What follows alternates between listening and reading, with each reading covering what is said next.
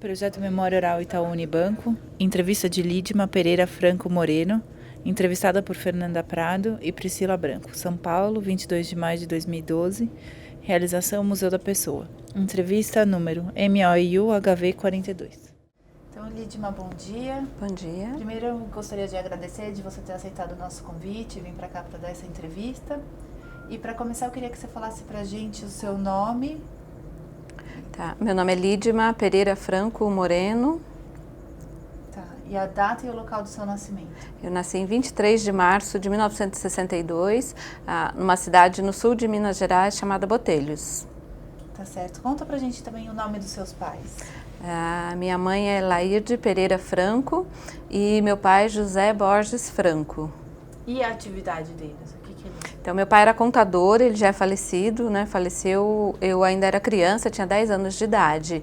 E minha mãe hoje é costureira e é viva ainda, né? E trabalha até com 80 e poucos anos, ainda trabalha. Tá certo. E você sabe um pouquinho da origem da família? Como é que eles... Então, a minha família não teve a tradição de construir uma história, né? O que eu sei pelos sobrenomes, né? Pereira, origem portuguesa, e o Franco, de origem espanhol, né? Mas eu não tenho data de quando vieram para o Brasil, mas meus avós eram sempre de Minas, tanto os avós paterno quanto o materno. Meus avós paternos moraram a vida toda na cidade de Poços de Caldas, e os meus avós maternos moravam numa fazenda no município de Cariaçu, também em Minas Gerais. Certo. E você sabe como é que seus pais se conheceram? Sei, se conheceram na cidade que eu nasci, em Botelhos, né, quando eram ainda adolescentes. Só que a minha mãe era de religião católica e meu pai era de religião presbiteriana. E logo, enquanto eram adolescentes, os pais dela, né, na verdade os irmãos mais velhos, não consentiram com o namoro por causa da diferença de religião, né? Então eles se separaram e aí ela foi morar no Rio de Janeiro, e só depois que ela já tinha 28, 29 anos que meu pai foi até ela, e aí elas já eram adultos, né? E resolveram se casar. Aí se casaram no civil, né? Porque na época o casamento entre religiões não era reconhecido. Casaram no civil e só depois foram casar no religioso um pouco antes do meu pai falecer. E você tem irmãos, Lídima? Eu tenho um irmão também já falecido. Tenho um irmão um ano mais velho que eu, né? Mas ele teve um problema de saúde e também faleceu há uns 3 anos. E conta pra gente um pouquinho, como é que era essa sua infância lá em Botelhos? Como é que era a casa? Uma casa antiga, né? Casa de interior, muito grande, um quintal muito grande, né? Com árvores, é típico interior, né? Casa de interior. Mas eu vivi lá nessa casa até os 14 anos, quando eu vim para São Paulo, porque com o falecimento do meu pai, né, minha mãe não se sentiu tranquila em deixar e ficar com a gente no interior, porque não tinha muitos recursos para estudo, né? A cidade onde eu nasci só tinha colégio até o curso 3º grau, hoje o 3º grau não tinha faculdade. Então ela achou que a gente deveria vir para São Paulo para estudar, né, enfim. E eu tinha uma tia que morava aqui. Então a gente veio com o apoio dessa tia e ficamos na casa dela um tempo até a gente poder se estruturar. Agora, a infância no interior é tudo de bom, né? Brincadeira à noite, na rua. A TV mal pegava naquela época, né? No interior ainda, o único canal que pegava era a TV Tupi, né? Então, a gente pouco assistia a TV, né? Então, era muita brincadeira de rua. E do que vocês gostavam de brincar? E quem eram os amigos? Né? Os amigos, normalmente os vizinhos, né? A gente tinha alguns amigos de escola também, mas na minha rua tinha muita criança, né? Então a gente se reunia para pega-pega, queimadas, brincadeiras de interior, né? E mais umas aventuras que a gente se metia lá, né? Mas eu tenho uma lembrança muito boa dessa época, né? E a rua, principalmente, as brincadeiras de rua, né? Pouco se brincava de boneca, eu pelo menos, né? Tinha as bonecas, tinha 4 ou 5 bonecas só. Naquela época que a gente ganhava um presente só no Natal, não ganhava em outra época do ano, né? E era sempre um presente. Então a gente inventava a brincadeira na rua, né? E eu lembro muito de esconde-esconde, pega-pega e queimada. Eram as brincadeiras preferidas, né, da época. Certo. E conta pra gente, qual que é a primeira lembrança que você tem da escola, assim? O que você lembra? Eu lembro, naquela época também, a gente já entrava na escola no primeiro ano, com 7 anos de idade, né? Então eu lembro muito de como era o colégio existe até hoje, né? De como era o colégio, de como era a minha professora e da gente escrever tudo, era escrito no caderno à mão, com lápis, né? Nada de apostila, nada disso, né? E que eu aprendi a ler com um livro de historinhas, a história dos 3 porquinhos. Lá não tinha cartilha que ensinava a criança a ler. Então aí eu aprendi a ler e a escrever lendo uma história. E era assim com todo mundo, né? Mas era muito ditado na época, né? Coisas que a professora passava na lousa e a gente copiava. Não tinha nada pronto, a gente não tinha nada pronto. Tudo era o caderno e o lápis para escrever. E esse livro que foi onde eu aprendi a ler e escrever. E como é que era o seu dia a dia, assim, pequena, né? Ia pra escola de manhã? Ia na escola os primeiros 4 anos à tarde. Era, sei lá, dá 1 hora, 5, não me lembro muito bem, né? Na minha cidade tinha um clube também, um clube municipal. E a gente gostava muito de ir para a piscina do clube na época de verão, né? Então, no verão, a gente acordava muito cedo, ia para o clube para nadar, para ficar na piscina, voltava, almoçava e ia para a escola, né? Aprendi a nadar nesse clube, né? Mais afogando do que nadando, mas aprendi a nadar lá. E também é uma lembrança boa que eu tenho. O resto adorava bicho de estimação, né? Tive milhões de gatos, né? Um de cada vez. Meus gatos não tiveram uma vida muito longa. E tinha muito gato e uma coisa que eu me lembro muito, eu sempre gostei de ler. Meu pai, ele tinha essa veia assim, um pouco mais intelectual, ele escrevia muita poesias e ele me passou essa vontade de ler. Então, em casa tinha uma coleção enorme de clássicos, né? Então, eu com 10 anos, 11 anos, lia Machado de Assis, lia uns clássicos, né? Então, gostava muito de ir à biblioteca que tinha na cidade, uma biblioteca municipal também. Então, eu vivia também rodeada com livros, né? E sempre querendo criar alguma coisa, montamos um grupo de teatro, aquelas coisas de criança, né? Para apresentar uma peça e achava que estava arrasando, né? E apresentamos para a comunidade a peça. Então, da rotina, eu me lembro de ia para o clube, e escola, e à noite brincar, né? Não me lembro se fazia lição, tá? Não lembro se tinha essa parte, não. E conta pra gente também, Lidma, se você teve algum professor que te marcou, uma matéria na escola que você gostava mais, quando já foi ficando maiorzinha. Quando a gente é mais criança, assim, acho que todos os professores pra gente são referência, né? Eu tinha também acho que porque gostava muito, e aí me identifiquei muito com uma professora de língua portuguesa, né? Então, ela também me incentivava muito e gostava quando escrevia, né? E as redações, né? Então, uma vez eu fiz uma redação e eu não me lembro mais o tema, mas foi escolhida a melhor redação da cidade, aí foi para um concurso no estado, essas coisas, né? Então, essa professora de língua portuguesa me marcou. Ela é viva até hoje, né? Ainda mora lá na minha cidade. Não leciona mais, mas me marcou pelo incentivo que ela me deu para escrever e para continuar gostando de ler, né? E quando você veio para São Paulo, assim, por volta dos 14 anos, como é que foi chegar nessa cidade, né, de ir morar com a sua tia? Foi difícil, eu acho, mais a adaptação no colégio, né? Eu fui estudar num colégio público também, ali na Liberdade, né, Presidente Roosevelt, e era um local que tinha muitos japoneses.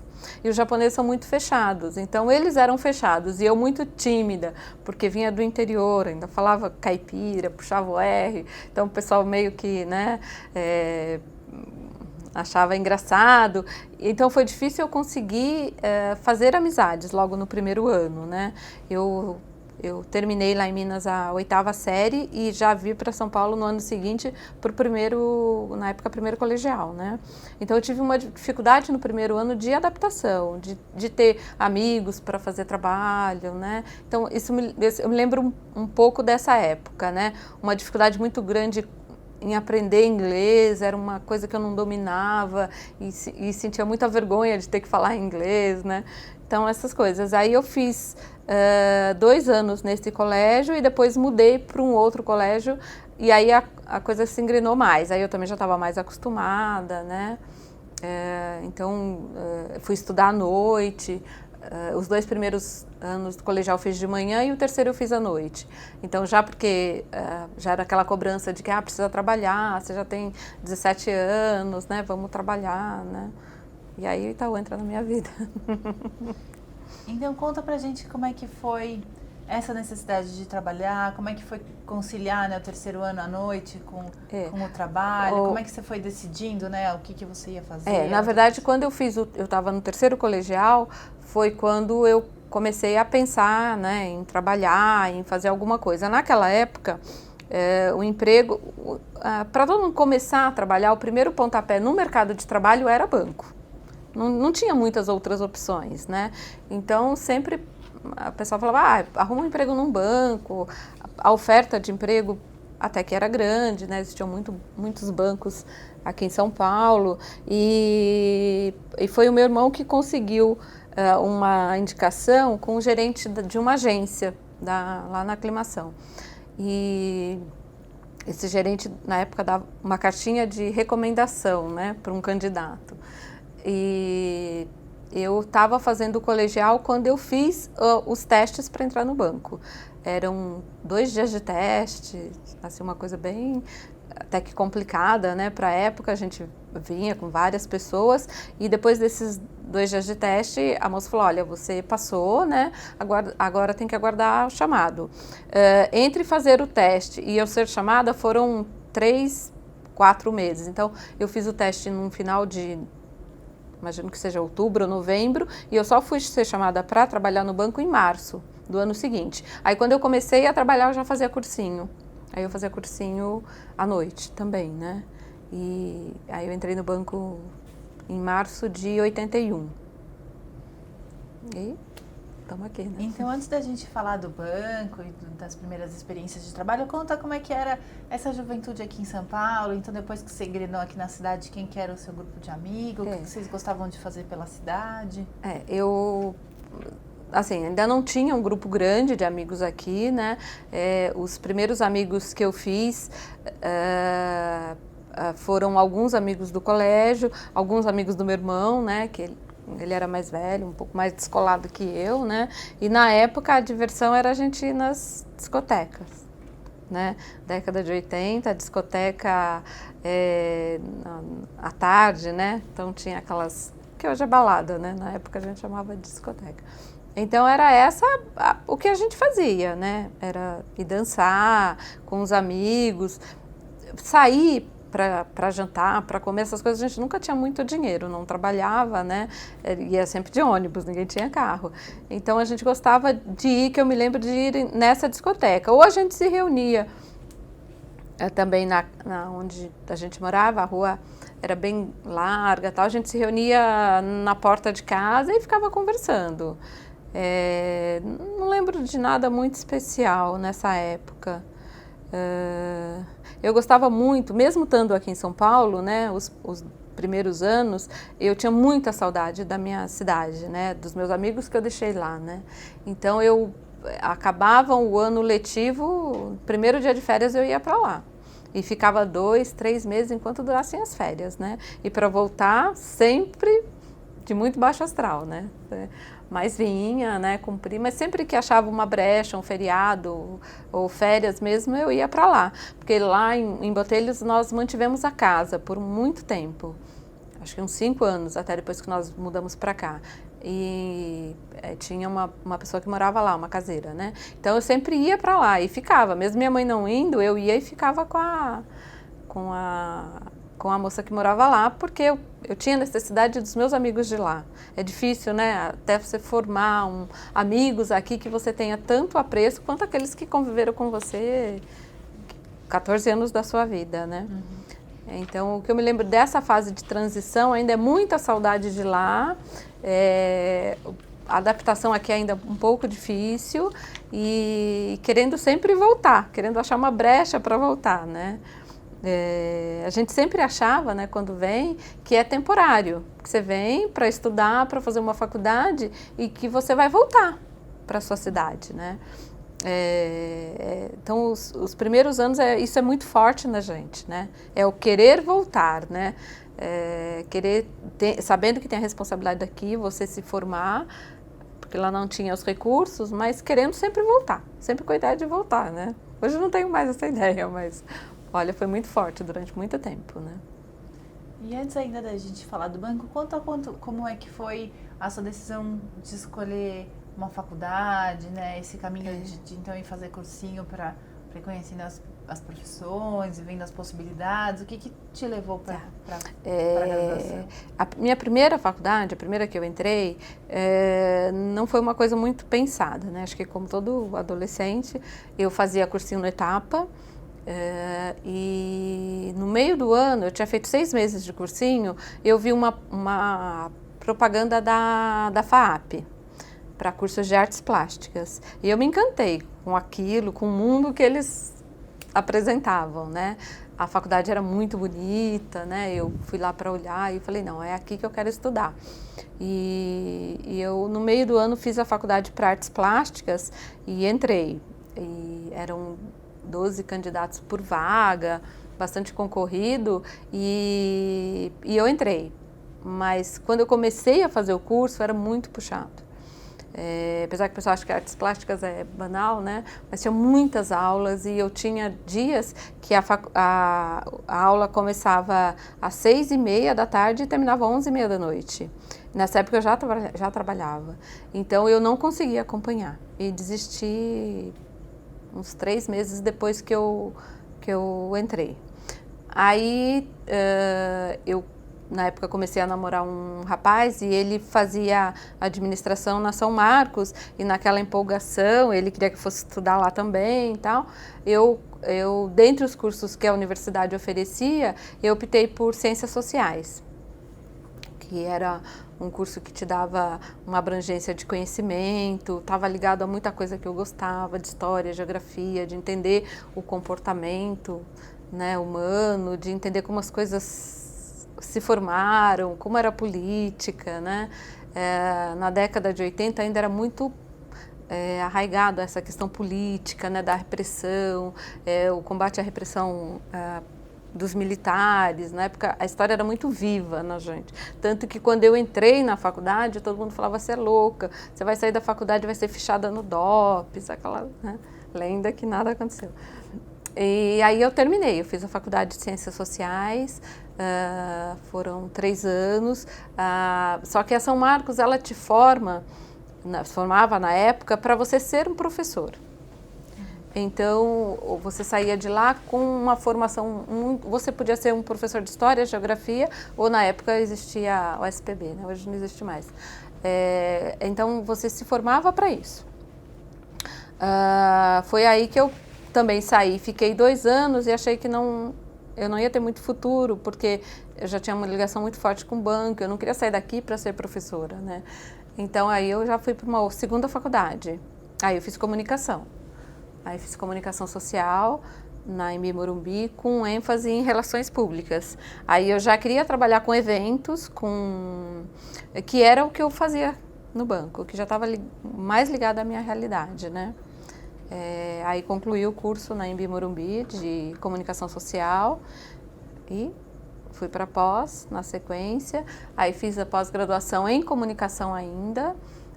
Aí já era comunicação empresarial, fiz na SPM. Aí 2 anos e meio também de pós-graduação. Então, as coisas se dirigiram muito para a parte de comunicação, de escrita, né, de como você se relaciona com as pessoas, como você comunica as coisas, e aí seguiu mais ou menos nessa linha. Tá? Depois fui fazer um MBA, mas aí já na área de desenvolvimento gerencial. Tá? Depois ainda ataquei o inglês, que era a diferença desde a época do colegial, né? Fui fazer um pouco de inglês e aí por aí vai, né? Tá certo. E Lídima, conta pra gente então, voltando, né, do seu primeiro dia de trabalho. Então, como é que foi? Depois de ter feito a prova, já tinha um tempo? Vim de fato começar a trabalhar? O que você sentiu nesse dia? Aí chamaram, né? O Itaú mandou um telegrama em casa para começar a trabalhar, para fazer a admissão. Eu cheguei, era ali o prédio da Avenida do Estado já existia, era recém-inaugurado. E a admissão era feita ali num local alugado na Rua Ana Nery, né? Eu fui até lá, eu não, assim, na verdade sabia do Itaú a agência, conhecia a agência do Itaú. A gente nunca tem uma visão de o que é por trás, o que são o polo administrativo, como funciona, né? E eu fui para lá para fazer a admissão. E a moça que me atendeu falou, olha, você passou no teste para ser escriturária A, também para mim não dizer nada, né? E para trabalhar numa empresa do grupo que se chama Fundação Itaú Clube. Aí eu falei, tá bom, então para mim não tinha diferença nenhuma, né? E ainda me lembro porque ela me falou, eu falei para ela assim, mas o que eu vou fazer, né, exatamente, né? Qual vai ser a minha função? Ela falou, não sei, acho que você vai arquivar as coisas. Aí eu falei, então tá bom, então eu vou lá arquivar, né? Nada disso aconteceu. Aí comecei a trabalhar, então, na Fundação. A Fundação é uma empresa do conglomerado Itaú. E a Fundação está completando esse ano 60 anos, né, que ela foi criada, e desde a criação, o objetivo dela é oferecer oportunidades de lazer, de desenvolvimento cultural, de atividades de recreação, de esporte para funcionários do Grupo Itaú. Tá? Ela foi criada, eu vou contar a história da Fundação. Ela foi criada no outro banco, o Banco da América, que foi comprado pelo Itaú na década de 70, e o Itaú assumiu a fundação e os objetivos dela, né, e manteve dentro da estrutura. Então é uma empresa à parte, assim, do conglomerado Itaú, mas é uma outra empresa. Tá? E aí eu estou na fundação. Saí da fundação, já fui para o banco, já voltei para a fundação e estou, mas assim, na mesma estrutura desde que eu entrei no banco, desde 1981. Quando eu entrei, então a primeira impressão que eu tive, que eu não sabia exatamente o que era, eu ainda entrei num setor de compras da fundação. Na época a fundação administrava todos os restaurantes do banco. E a área que eu entrei, ela fazia compras para esses restaurantes. Então, eu trabalhava muito com compra de alimentos. Então, assim, eu estou num banco e estou, né, totalmente diferente da realidade que eu imaginava para o banco. Mas nada, assim, em nenhum momento eu pensei, vou agora desistir, não é o que eu quero, ou eu quero trabalhar numa agência. Não passou, acho que não me lembro de ter passado isso por mim, né? Eu encarei lá o desafio e mantive. Então, desse setor de compras, eu fui para uma outra área do banco, também ligada à alimentação, e depois eu vim para uma área que seria a que eu estou até hoje. Passamos por muitas transformações, mas eu vim para uma área um setor que era o setor cultural da fundação. Então a gente desenvolvia atividades especificamente culturais. Então na época o banco tinha um grupo de teatro formado por funcionários, um coral, uma biblioteca que a gente tem até hoje. Então me encontrei, né? Era tudo que eu queria, tudo que eu gostava, era leitura, era cultura. E aí eu fiquei. Sofremos muitas transformações, né? Muitas adaptações durante esse processo. A fundação era uma empresa muito grande quando eu entrei, que tinha mais de 500 funcionários. Ela reduziu depois, na década de 90, a zero, não tinha mais funcionários e agora está retomando a ter seu próprio quadro de funcionários, né? E passando por diversas transformações, né? Eventos do passado que já fizeram muito sucesso, hoje foram descontinuados, e outros eventos que agora fazem sucesso com os funcionários estão sendo desenvolvidos. Então conta pra gente, antes de falar mais desses eventos, da sua atividade atual, como é que foi para você conhecer esse outro lado do banco, né? Então, trabalhar com a comida, como é que você fazia esse trabalho, como é que era esse seu cotidiano aqui dentro, se você, sei lá, os processos. Quando eu entrei, então, no meu primeiro dia de trabalho, que foi muito interessante, porque o banco estava numa expansão muito grande, muitas contratações de funcionários. Então, quando eu cheguei para o meu gestor e me apresentei, sou nova colaboradora, tal, nova funcionária, ele falou para mim assim, mas eu não estou precisando mais de gente, por que me mandaram mais gente, né? Aí eu falei, não sei, pediram para vir aqui, né? Ele falou, tá bom. Aí chamou uma outra pessoa e falou, olha, vê alguma coisa para ela fazer. Aí eu comecei fazendo um processo que era muito... Hoje a gente imagina como poderia ser tão, né, arcaico, né? Mas na época, vamos imaginar que nós não tínhamos computador, máquina de datilografia era uma só para a área toda, aparelho de telefone era um só e ficava do lado da mesa do gerente, né? Então muito restrito para a gente ter acesso ao telefone, era muito difícil, só em casos de emergência. E aí me deram para eu fazer era uma ficha que controlava o estoque do almoxarifado de alimentação.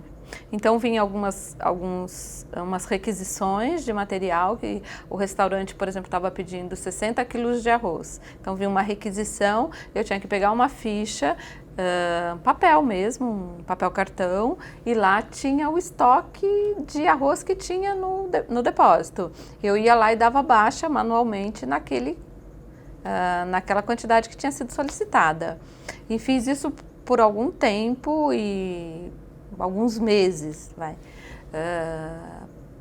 fazendo isso, e aí fui transferida para a área que realmente fazia o estoque desse material, que era o setor de suprimento. Lá eu comecei a conhecer até outras coisas com relação ao restaurante, né, como funcionava. A gente fazia ali na Avenida do Estado, um restaurante para atender todos os colaboradores daquele prédio, né? Devia ser umas 5.000 pessoas, não tenho esse número. Mas o CTO era recém-inaugurado, uma estrutura nova, o restaurante muito bom, né? E aí eu comecei a entender como era aquele mundo também de um restaurante industrial, né?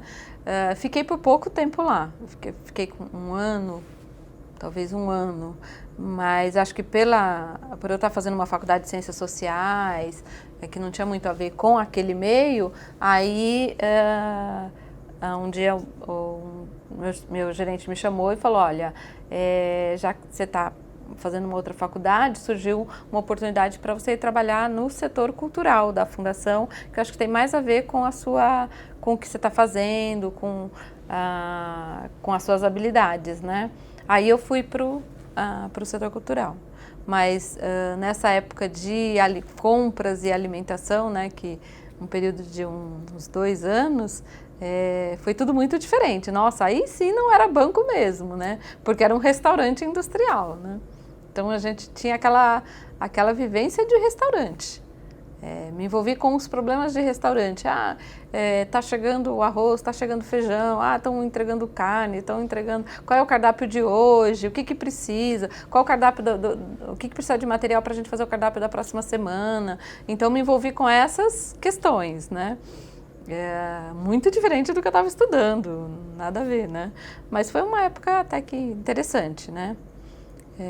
Mas fiquei lá por acho que imagino que uns 2 anos, até vir para o setor cultural. E como é que foi essa passagem para o setor cultural, né? Quais passaram a ser as suas atividades e atribuições? Então, aí eu vim para trabalhar um grupo de umas 5 pessoas e nós cuidávamos de todas as atividades culturais que a Fundação desenvolvia. Então, na época, as maiores, né, era esse grupo de teatro formado por funcionários. Ele vinha de um sucesso, eles tinham feito uma montagem de um espetáculo do Guarnieri, eles não usam black tie, e tinham ficado em cartaz no Teatro Itália, aqui no centro, e tinha sido muito sucesso, apesar de ser um grupo amador, né, teve um reconhecimento da crítica e foi muito bem aceito pelo público. Então isso tinha dado uma força enorme para o grupo e um reconhecimento externo, né? Então essa era a atividade mais forte que a gente tinha na área. E nós tínhamos uma biblioteca. Essa biblioteca existe até hoje, uma biblioteca que atendia com empréstimos de livros funcionários de todo o grupo, né?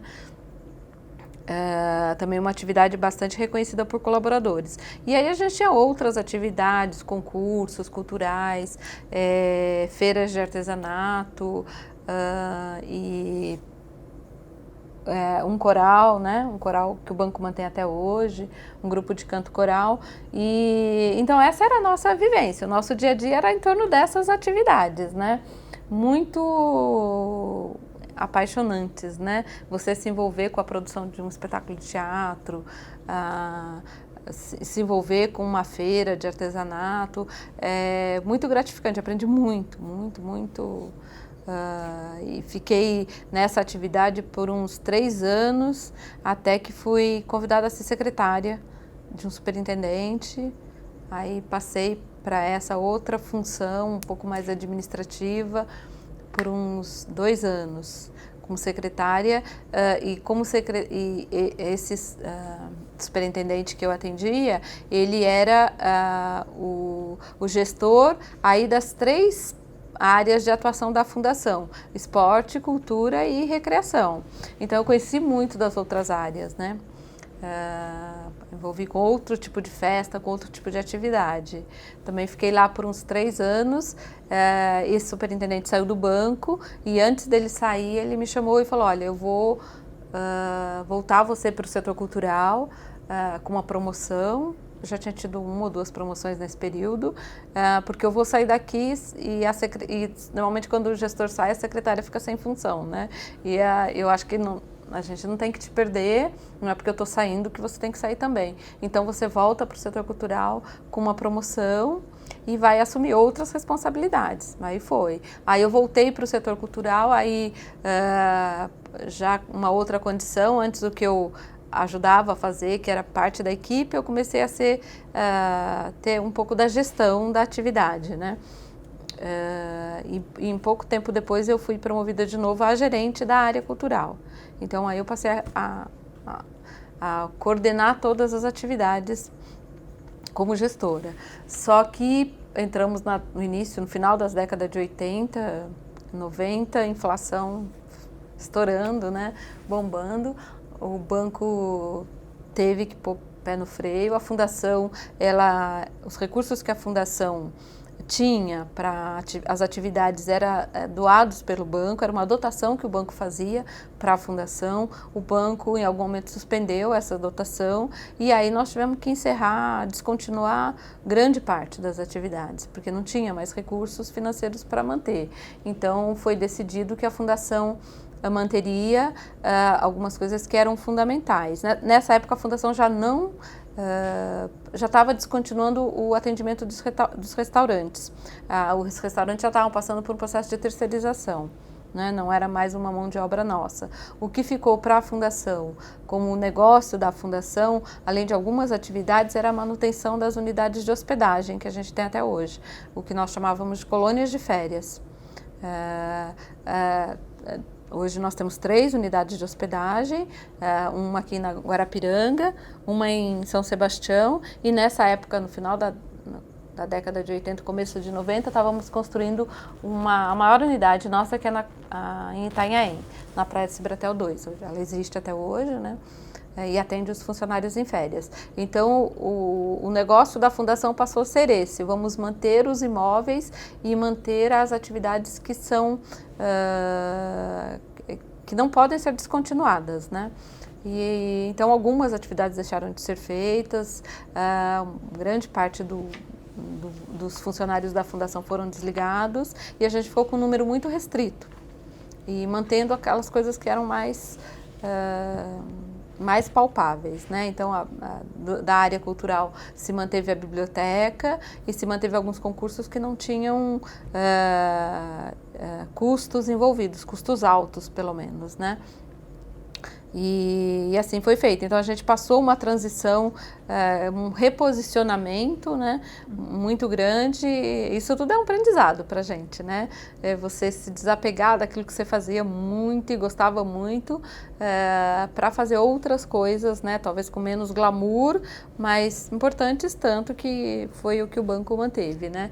Então essa transição de anos 80 para 90 foi assim, até isso se prolongou até 97, 95, 97, que veio as fases das efetivas terceirizações, né? Aí eu entro numa outra fase da vida, porque em algum momento a diretoria achou que a fundação não deveria mais ter funcionários. Não era o core do banco, então ela seria mantida como empresa, mas não teria mais funcionários. Nessa época me convidaram para abrir uma empresa e prestar serviço para o banco. E assim foi feito. Eu abri uma empresa, assumi uma parte das atividades que a fundação fazia, mas passei a ser uma terceira aqui dentro. Fiquei assim 7 anos, né, como terceira, com uma empresa, com os funcionários todos sob minha responsabilidade, né? Mas a gente não se desprendeu da fundação em nenhum momento. A gente tinha uma carga horária para cumprir aqui dentro, né? Todas as responsabilidades para fazer o negócio andar, para fazer as atividades acontecerem. E eu fiquei assim até 2005. Eu e todos os meus funcionários, né? Eu tinha um grupo de 8, 10 funcionários. E aí em 2005 a situação foi revista e aí nós fomos convidados a voltar a ser funcionários. Então fomos readmitidos em 2005. Então, isso também, todo esse período, eu meio que fiquei entre ser funcionária da fundação e ser funcionária do banco. Eu passei por várias etapas, assim, passando de uma empresa para outra, de acordo com a necessidade ou de acordo com as premissas que eram dadas pela direção, né? Então, em 2005, voltei a ser funcionária da fundação, em 2007 passei a ser funcionária do banco e voltei agora em 2010 a funcionária da fundação novamente. E conta pra gente como é que foi esse processo, então, de trabalhar como terceira dentro da fundação, se isso mudou alguma coisa na sua responsabilidade, nas suas atividades? O que muda principalmente, né? A gente passa a ter uma responsabilidade como empresário, pequeno empresário, né? Então, o que assusta, o que impacta muito é todas as obrigações legais que você passa a ter, né? Então, obrigações com recolhimento de impostos, de taxas, toda essa questão legal da empresa, né? Contador, é uma coisa difícil da gente lidar, você tendo você sempre ter sido funcionária e de repente você se vê, né, à frente com todos esses desafios, né? Mas tocamos, na época meu marido também já tinha uma empresa, então ele foi meio que um porto seguro para dar todas as orientações, né? O que mais, assim, experiência ruim que ficou dessa época é que nós ficamos um pouco à margem do processo, né? Então, eles são terceiros, então isso não é para eles, essa informação eles não podem ter acesso, isso não é, então isso que eu senti muito. Fiquei ressentida nesse período, né? Mas, assim, a gente tocou a vida normalmente. Eu cumpri a minha carga horária aqui no banco, trabalhava sempre. Nessa época de terceira eu tive os meus 2 filhos também, né? Então, um pouco a licença maternidade muito atribulada, porque eu era dona da empresa, eu não podia ficar em casa 4 meses de licença, então pouco fiquei de licença maternidade, né, quase nada. Então esse período que é ficou um pouco confuso na minha carreira. E depois, quando eu voltei a ser readmitida, você tomar a pé da situação, né? Então, entramos de novo na estrutura do banco, onde é que está, vamos procurar, quais são os desafios, o que o banco está falando para o funcionário, como que a gente se posiciona agora, né? Depois de 7 anos, né, que voltei a ser funcionária, agora a situação já está estável de novo, já tive outras promoções, né, então já começamos a ter o reconhecimento e a situação se normalizou. Mas essa época de terceiro não foi muito agradável. Voltando, eu queria que você contasse pra gente como é que você se sente sendo uma funcionária da fundação há tanto tempo, sim. O que isso significa, né? Qual que é a importância dela para todo o contexto do Itaú Unibanco? Então, a fundação completa agora em 2012 60 anos de atividade, né? E eu me sinto assim um pouco na obrigação de passar para os outros funcionários um pouco dessa história, um pouco da história que eu vivi, né? 30 anos aqui, sendo uma funcionária, uma pessoa que mais tempo viveu na fundação, né? Que viveu o dia a dia da fundação.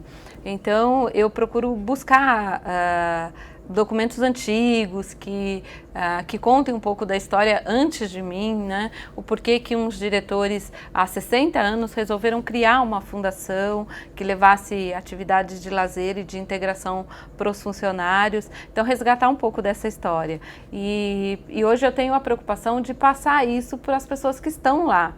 Então, sempre que eu tenho uma oportunidade, eu pego alguém e começo a contar um pouco do que eu vivi, do que foram, né, esses 30 anos e o que eu aprendi lendo dos 30 anos anteriores a mim, né?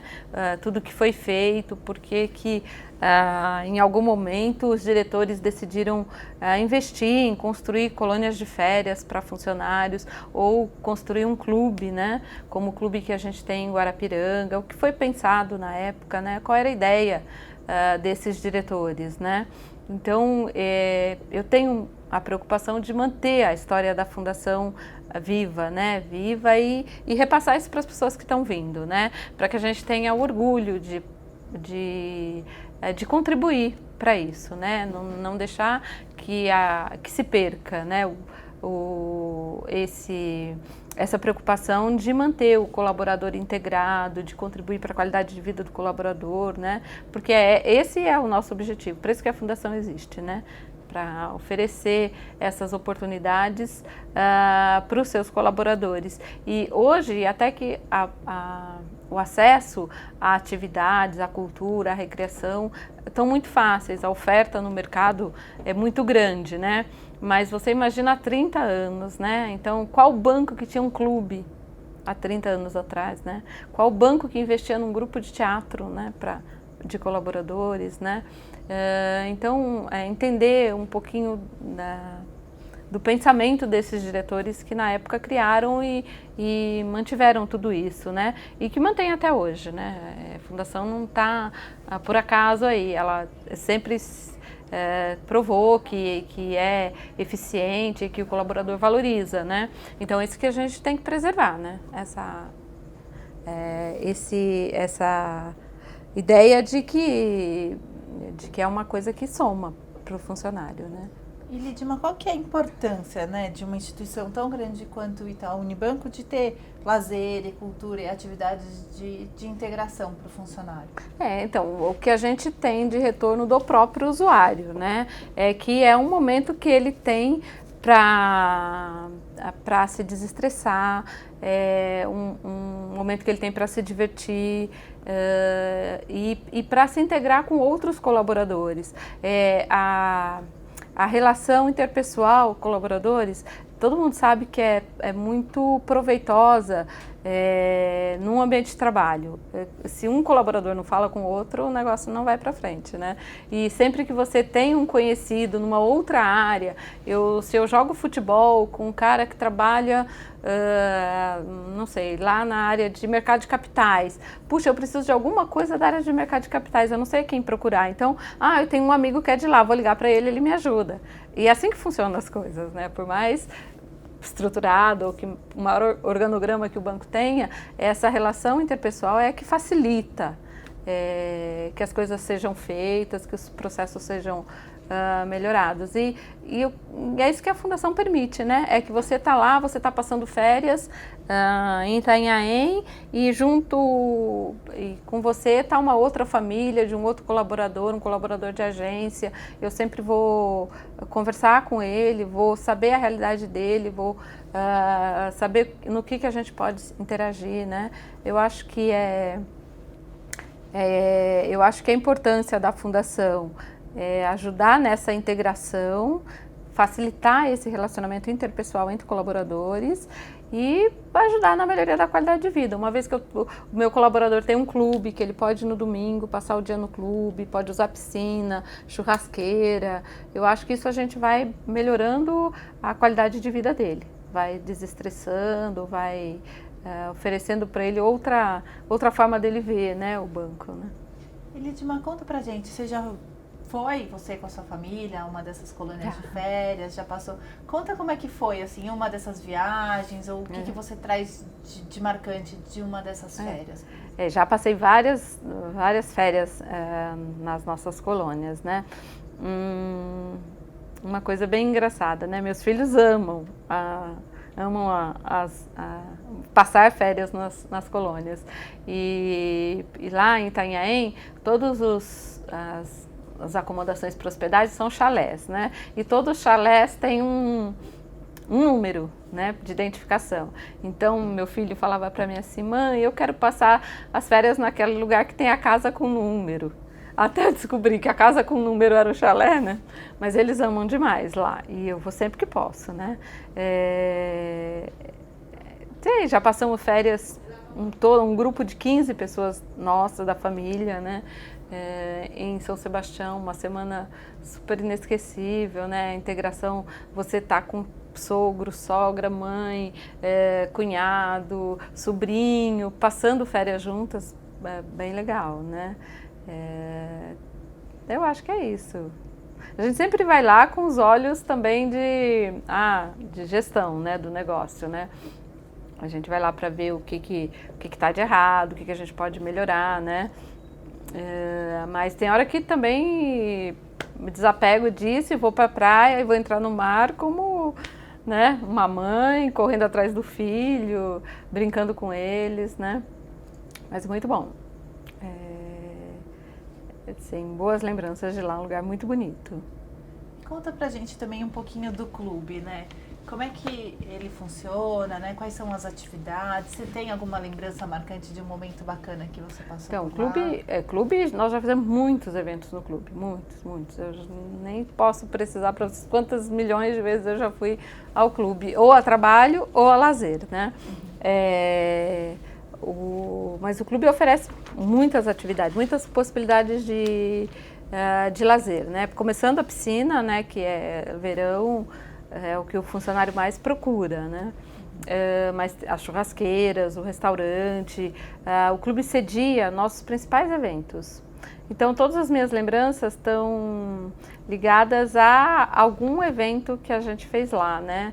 As festas juninas a gente fazia no clube, então, muitas lembranças dessa época de festa junina.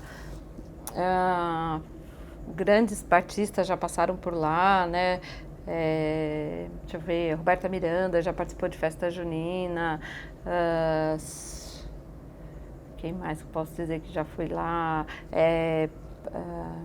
Christian Ralph, já foram lá. Festa junina é um evento à parte da fundação, assim, se a gente for entrar nesse campo. Ela já foi uma festa no clube, uma festa de clube realizada no clube.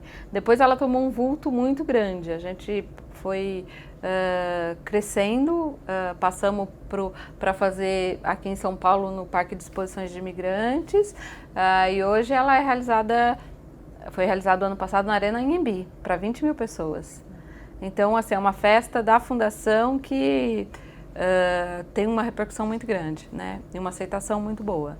E também, né, nesse quesito festa junina, eu já conheci todos os artistas que vocês podem imaginar. Porque a gente faz a contratação e acaba tendo essa ligação mais próxima com o artista, né?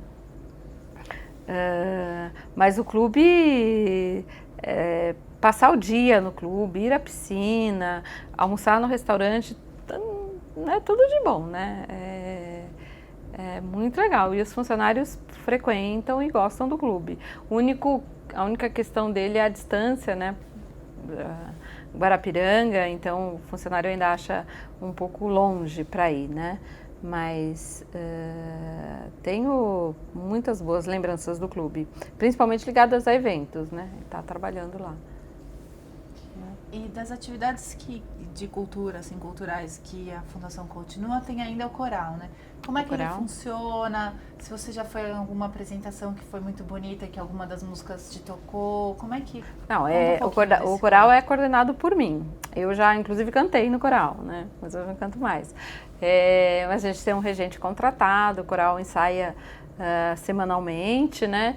E faz várias apresentações.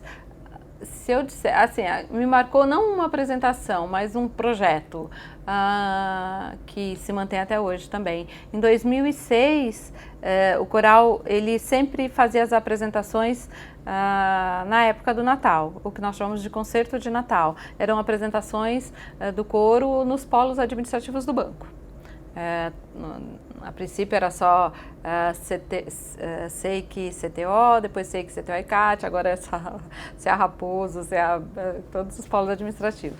E um ano eu imaginei montar também um coro infantil, formado por filhos de funcionários.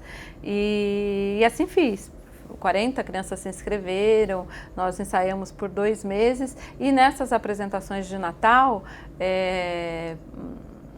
nas últimas músicas que o coro adulto canta, as crianças cantam com eles. Então é muito emocionante, né? Criança é tudo de bom, né? E então é um projeto que deu muito certo e a gente mantém até hoje, né? Então toda época, final de ano, a gente monta um coro infantil formado por filhos de funcionários e aí eles cantam com o coro adulto. O coro adulto hoje tem umas 35, 40 pessoas, funcionários, né? Eu acho que é uma das atividades de integração mais eficientes, porque a pessoa se reúne toda terça e quinta com o objetivo, né, de aprender, um objetivo que só dá certo se o grupo todo estiver empenhado, né? Então eu acho que é uma das atividades de integração mais eficientes que nós temos aqui. Agora, próxima semana, no feriado de Corpus Christi, eles vão cantar num encontro de corais em São João del Rei. Então eles vão ficar 4 dias lá, também conhecendo outros coros, né? Então o coral é um xodó, né? Um xodó. O regente, ele é muito competente, muito capaz e é uma atividade que eu gosto muito. E nessa época de Natal eu também fico com eles o tempo todo, né? E sou meio que a mãe de todo mundo e a mãe de todas as crianças que vão cantar, né? Então essa atividade do coro, essas atividades de Natal, em que a gente envolve os filhos de funcionários, para mim são as mais emocionantes e as mais comoventes. O ano passado nós fizemos uma apresentação no Teatro Brigadeiro. Alugamos o teatro para uma apresentação do coro. Também é coro adulto, o coro infantil e uma orquestra formada por 12 músicos profissionais, né? É muito emocionante, né? Você vê o resultado lá, o pessoal ensaia muito, mas no resultado final é maravilhoso, né? E como é que era quando você cantava, assim? Então, eu comecei a cantar no coro porque era uma atividade minha e porque a gente não tinha muitos adeptos, né? Então, eu falei, não basta coordenar, tem que participar, né? Então, aprendi a cantar com partitura mesmo, notas musicais. Aprendi a cantar e fiquei no coro por 2 anos. É aquilo, assim, mais do que ser coordenadora do grupo, eu passei a ser amiga de todo mundo, né? E ponto de apoio para todo mundo. E foi muito assim, aprender a cantar e cantar em grupo é uma coisa muito legal, né? Eu só parei porque foi aí que tive os meus filhos, né? Aí eu descontinuei, mas é muito gratificante. Se você começa a ir nos ensaios, você quer cantar também, não tem jeito. Hoje eu canto, né? Eu vou lá no ensaio, eles estão cantando, eu pego a música e vou acompanhando, né? E o regente olha para mim, porque eu erro, aí ele... Mas Assim, eu só hoje não faço mais parte como integrante porque eu não tenho disponibilidade de tempo, né, de dedicação, porque é uma atividade que você tem que se dedicar, né? É para quem gosta mesmo e quer cantar e faz da música, né, um objetivo de vida. Eu tenho, mudando de atividade, uma atividade também que me dá bastante, hoje, bastante gratificante, é uma gincana que eu faço, a gincana da solidariedade. É feita por mim, eu assumi essa atividade desde que ela foi criada em 2006, e é uma atividade que a gente faz entre colaboradores no Brasil todo, que prevê a arrecadação de doações de roupa, de produtos de higiene pessoal e brinquedos, que depois são repassadas às instituições beneficentes e ao Fundo Social de Solidariedade em vários estados brasileiros, né? Então é uma atividade grande, a gente tem tido um apoio dos funcionários muito grande também e está num crescente muito grande. A gente passou de 2010 de arrecadar 59 toneladas de roupas para arrecadar 103 toneladas no ano passado. É uma atividade que eu coordeno e que tem um reconhecimento, o apoio dos funcionários muito grande e o reconhecimento de outras áreas do banco, de diretores e de outras áreas de apoio de outras áreas do banco. Então, bastante gratificante essa atividade. A gente consegue fazer com que um funcionário desperte para ter uma consciência de responsabilidade social, de que ele precisa ajudar o próximo, né? E que ele pode fazer, cada um de nós pode fazer um pouquinho, né, no seu entorno ali, e se cada um de nós fizer um pouquinho no seu entorno, a coisa cresce, né? E nós somos 100 mil funcionários, né? Então 100 mil funcionários fazendo um pouquinho é um pocão, né? É muito, né? Então a gente tem esse apoio do funcionário e o banco também reconhecendo o esforço que a gente tem, dobra a doação que o funcionário faz. Então se eu arrecado, o ano passado nós arrecadamos 103 toneladas de doações, o banco doou 103 mil peças de cobertores e jogos de lençol para diversos estados brasileiros, né?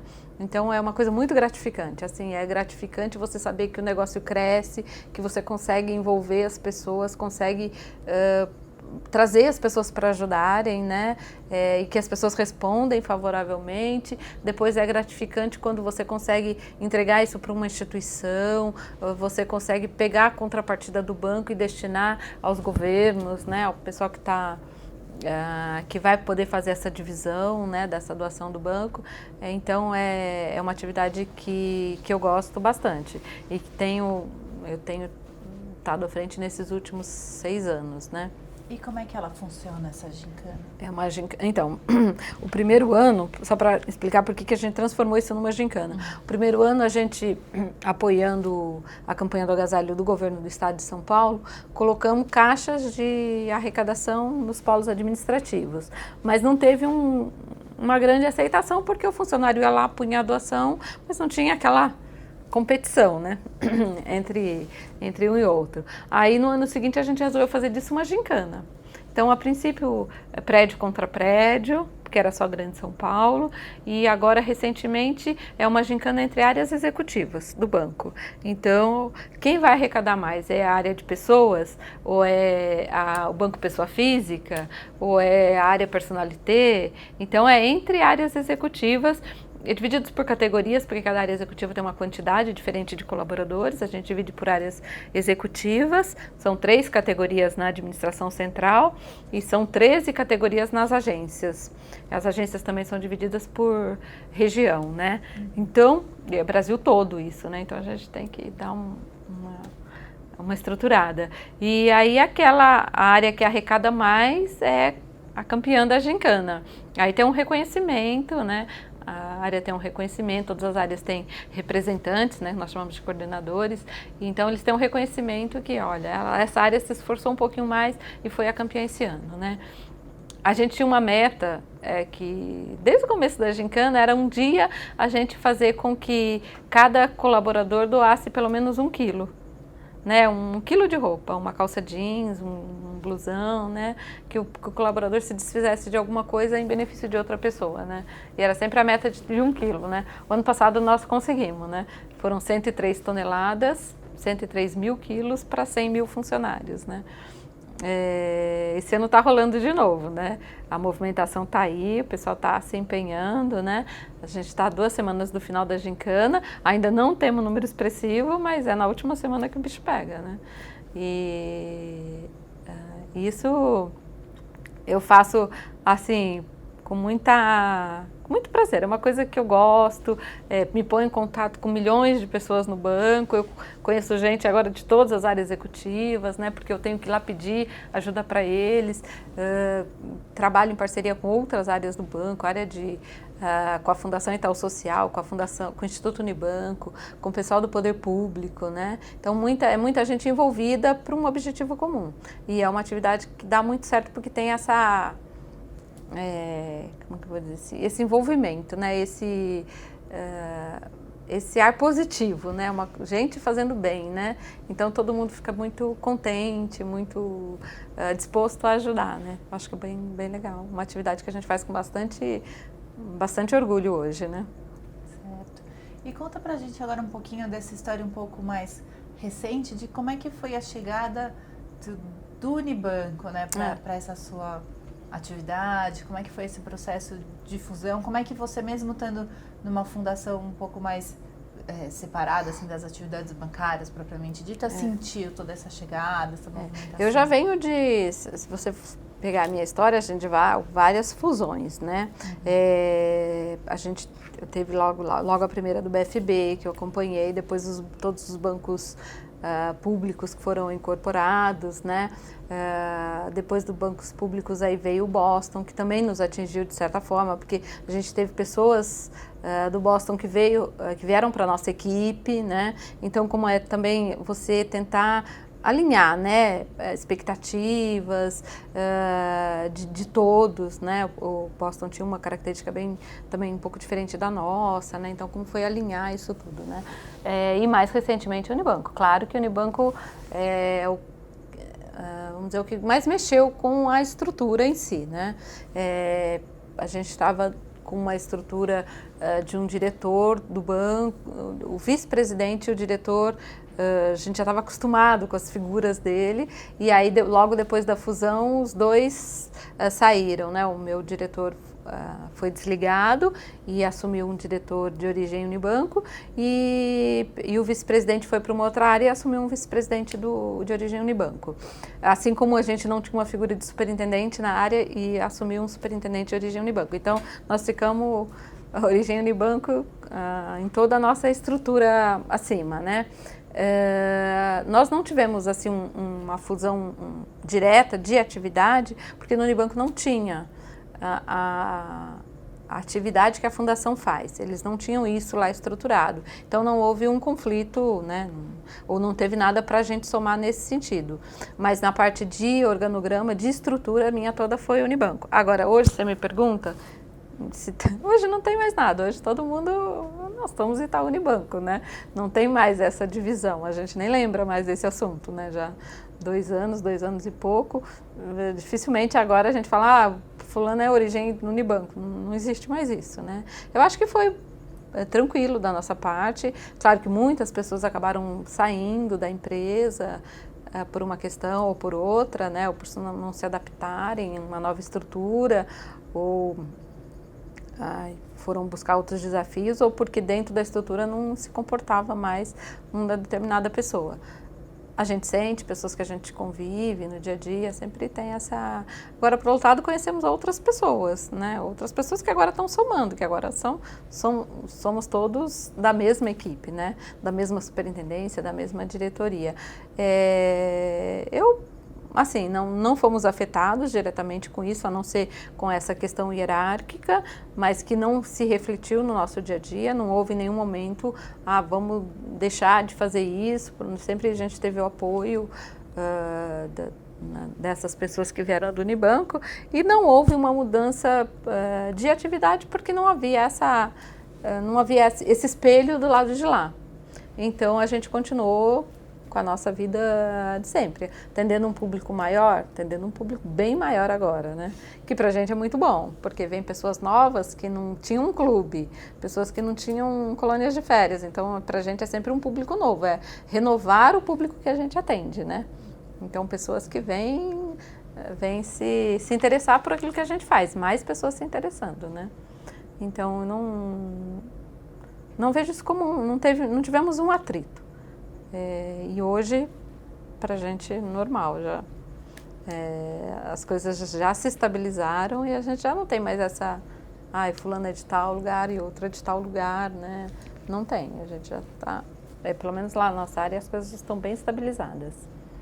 E acompanhando a empresa, né, o Itaú Unibanco atualmente pela televisão ou pelas propagandas e tal, teve alguma delas assim que te marcou, que você lembra, que você achava bonita, ou que você se sentia orgulhosa de assistir, ou de falar, faço parte? Meu marido fala que a hora que passa propaganda no Itaú, ninguém pode falar nada, porque paro mesmo, né? Paro para olhar, né? Assim, falou alguma coisa na TV, é instintivo, né? Paro, a gente se sente muito dono, né, do banco, né? Muito...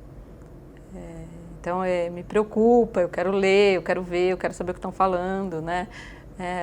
Isso é praxe. Em casa já sabem que na hora que está passando propaganda do Itaú é pior que novela, não pode falar nada. Mas procura acompanhar, né? Claro. E com tanto tempo a gente não tem como não se sentir parte disso, né? As coisas nos afetam de um modo ou de outro. Propaganda que eu gostei, Bem-vindo ao ano 2000, né? Marcou muito a propaganda que tinha a música do Gil, né? Na época da internet, de lançar os canais eletrônicos do banco, marcou muito, né? Mas eu pego o CD do banco e fico vendo as propagandas antigas, né? Acompanho desde sempre, né? Porque quero conhecer a história, quero entender como foi, por que fizeram, né? Esses dias mesmo a gente estava com um livro lá de 50 anos do Itaú, né? E começa a ler, né? Chama, né? Começa a ler. E lê a história do Paulo Setúbal, lê a história do Olavo Setúbal. É porque a gente quer entender como é que funciona, né? Como é que funcionou, por que um dia resolveram criar isso aqui, né? E como que chegamos até aqui agora, né? Como que estamos aqui e como que vamos daqui para frente, né? É uma sensação de fazer parte, eu acho, né? Acho que é dessa forma mesmo, não tem jeito. Então, acho que propaganda que marcou mesmo, Gilberto Gil, essa do Bem-vindo ao ano 2000, as campanhas, essas mais recentes também, O Mundo Muda, né? Também marcam muito, né? São todas muito boas, eu acho, né? Então, agora vamos retomar as suas questões pessoais, né? Você já falou um pouquinho que é casada, então conta pra gente como é que foi o momento do casamento, como é que você conheceu seu esposo, o nome dele? Ele chama José Samuel Malamã Moreno, né? Eu conheci, também tinha a ver com o Itaú, né? Claro que não podia ficar sem. Mas ele não trabalhava aqui, já trabalhou quando era adolescente, também trabalhou no Itaú. Mas eu conheci por intermédio de uma pessoa que trabalhava comigo. Era a cunhada dele, né? E ela que me falou, eu vou te apresentar meu cunhado, porque tal, lá, tal. Eu acho que vocês vão se dar bem. E assim foi. E a gente se conheceu numa semana, na outra a gente estava namorando e na outra a gente estava morando junto, né? Tinha que ser muito rápido, né? Nessa época eu já morava sozinha, né? Eu morei com a minha mãe lá na casa da minha tia até os 25 anos. Com 25 anos eu saí para morar com uma amiga. E depois essa amiga casou e eu fiquei morando sozinha no apartamento. Então, quando eu conheci o Samuel e a gente achou que já era uma pessoa certa, né? Ele foi morar comigo, mas assim, muito simples, muito fácil, né? E estamos juntos há 22 anos. Moramos... Depois que eu estava com ele há uns 8 anos, eu fiquei grávida do meu primeiro filho, né, Leonardo, que hoje tem 12 anos. E a gente casou, aí resolvemos casar na sequência, né? Falei, agora não dá mais para separar, né? Aí casamos na igreja, enfim, tudo que tem direito. E depois, logo em seguida, eu tive meu segundo filho, que é o Marcelo, que tem 9 anos. é minha vida, né? Filho e agora tem uma cachorrinha, né? Então, mas assim, é uma coisa muito, assim, a vida casada foi uma coisa muito óbvia, sabe? Eu penso assim, era óbvio que eu ia ficar com ele, era óbvio que a gente ia ter filho, era óbvio que a gente ia ter uma vida legal, estável, né? Temos nossa casa, nosso apartamento, conseguimos construir um patrimônio, temos mais 2 apartamentos que a gente aluga. Então, assim, a gente tem uma situação estável, acho que vamos conseguir dar para os nossos filhos uma situação até melhor do que a que eu recebi. O que eu recebi, né? Uma educação, uma formação, mas não, também com a morte do meu pai, nós não tivemos um respaldo financeiro. Então, sempre foi trabalhar para se sustentar, trabalhar para pagar a faculdade, né? Depois trabalhar para ir morar sozinha, para pagar aluguel, parará. E hoje eu acho que a gente vai conseguir deixar para os dois uma situação melhor, ou pelo menos cada um vai ter o seu apartamento já logo de cara, né? E então acho que a gente conseguiu isso de bom, né? Isso de bom. Então é uma coisa estável, a gente leva uma vida tranquila, né? Tem o respaldo do trabalho, né? Ter o salário, tudo isso contribui, né? Você fica bem numa zona de conforto, né? Você tem seu dinheiro, consegue pagar suas coisas, consegue fazer uma viagem, consegue pagar colégio particular para os filhos, né? Então isso tudo é uma coisa tranquila, confortável, né? Então acho que essa é a minha vida, né? A gente se dá muito bem, eu me dou muito bem com a família dele, ele se dá muito bem com a minha mãe, então tranquilo, né? Bem E o que você gosta de fazer nos seus momentos de lazer? Assim? Então, eu gosto de viajar, um pouco menos, eu não consigo muito porque tenho 2 filhos que não gostam de sair de casa. Você já viu criança que não gosta de sair de casa, né? Computador eles não gostam de sair. Então, mas férias, a gente sempre viaja, ou às vezes vai para Itanhaém, São Sebastião. A gente tem uma casa no interior, em Pirassununga, então a gente vai muito para lá, porque tem que olhar a casa, tem que fazer alguma coisa, então a gente vai muito para lá. E eu tenho que aproveitar esses tempos de férias para poder, se vai fazer alguma coisa na casa, tem que ficar um pouco mais de tempo. Arrumei uma cachorra, porque também não posso deixar a cachorra, então acabo aprendendo. Eu gosto muito de viajar. Mas ultimamente o que eu tenho feito muito é pintar. Eu gosto de pintar quadros. Pinto e entrei numa onda de pintar bichos de estimação, cachorro, gato. E aí o pessoal gostou, né? E aí o pessoal me pede, pinta pra mim, pinta pra mim. E eu começo nessa onda de pintar quadros, que eu gosto também. Mesmo não tendo aprendido, né? Nunca tive uma aula assim formal. Mas deu certo, o pessoal gosta e quer que eu faça, tal. Então, assim, nos momentos que eu estou em casa, tranquila, né, vendo um TV ou tal, eu estou pintando. E quando eu posso viajar, claro, né, porque, né? Tá certo. Pra gente ir para uma fase de encerramento, assim, de avaliação, o que significa para você trabalhar no Itaú Unibanco, né?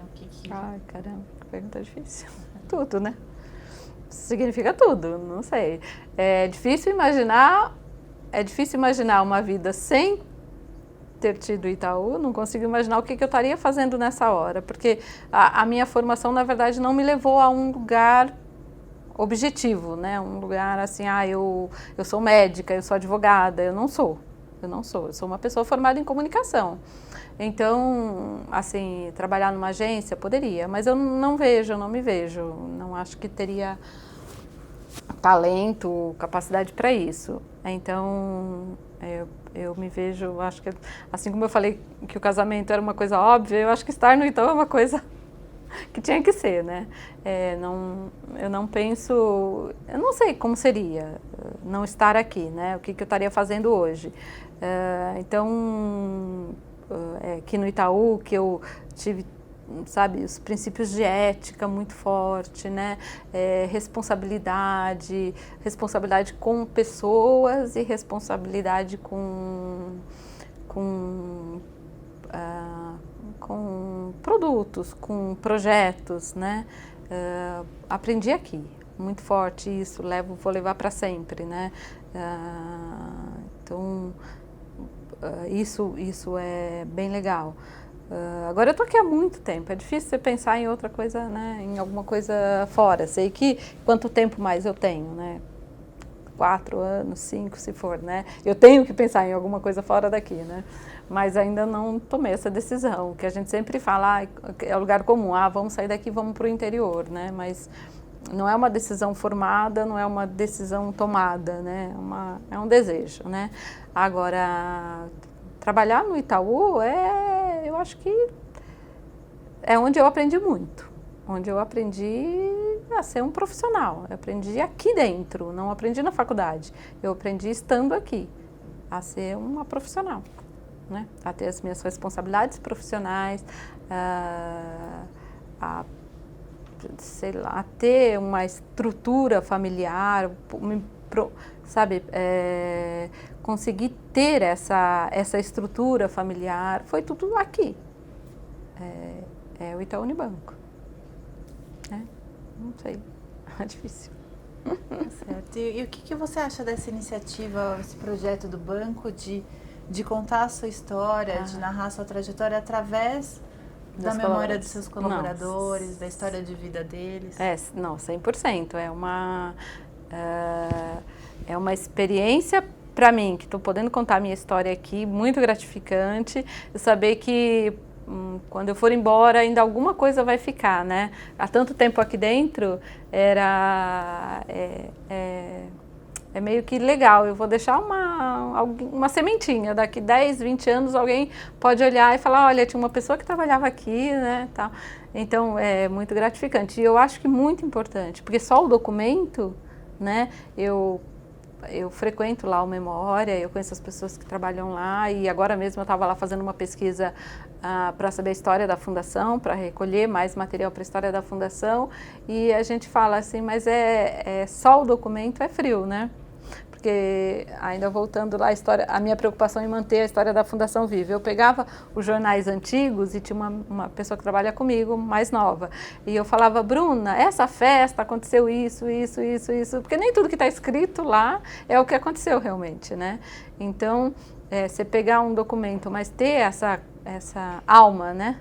A alma das palavras. As palavras estão lá escritas, mas não estão completas. Aí falta alguém que vai lá contar e contar um pouquinho mais do que aquilo que estava escrito, né? Então acho que esse é o segredo, né? Acho que as pessoas estão aí para isso, né? E o que você achou de ter sentado aí desse lado da câmera e ter contado um pouquinho da sua história pra gente nessa manhã? Ixi, tinha câmera, né? Não, super tranquilo. Tava um pouco ansiosa, né? Mas não imaginei que fosse rolar dessa forma mesmo, né? É super tranquilo, nada. Tô bem tranquila.